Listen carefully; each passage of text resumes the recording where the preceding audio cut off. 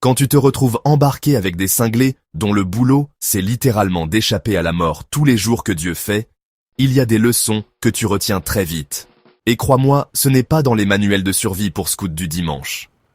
Voici donc mon humble retour d'expérience, avec tout le sarcasme et le respect qu'il se doit.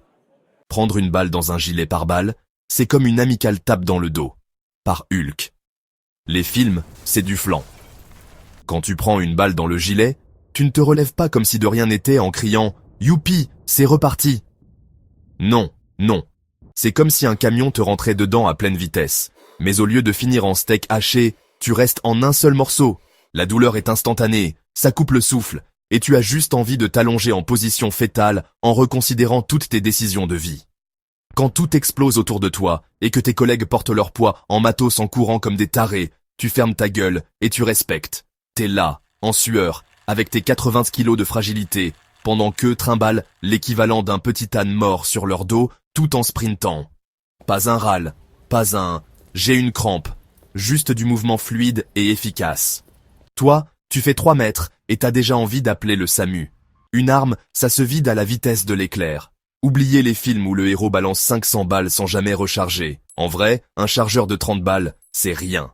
3 secondes d'adrénaline et pouf, plus rien. T'as plus qu'à jeter l'arme à la gueule de l'ennemi et courir dans l'autre sens. Les consignes, c'est pas des manuels de 52 pages. Avec eux, pas de longues discussions. On te donne 3 mots, tu exécutes. Cours. À terre, suis-moi. Si tu veux discuter du pourquoi du comment, tu seras déjà en train de discuter avec tes ancêtres. Sans eux, le monde partirait en cacahuète. On en parle du nombre de fois où ils sauvent la planète, empêchent un Français moyen de finir en otage à l'autre bout du monde parce qu'il voulait vivre une expérience authentique, ou arrêtent des dégénérés qui jouent avec du matériel nucléaire sans avoir lu le manuel. Si ces gars-là n'étaient pas là, on aurait déjà eu droit à une apocalypse sponsorisée par la connerie humaine. Alors respect à eux, héros de l'ombre, sans nom, mais sans qui on serait tous en train de courir en rond en hurlant. Continuez à bosser les gars. Et moi, je vais éviter de me retrouver encore une fois attaché à un taré en chute libre, parce que j'ai déjà donné.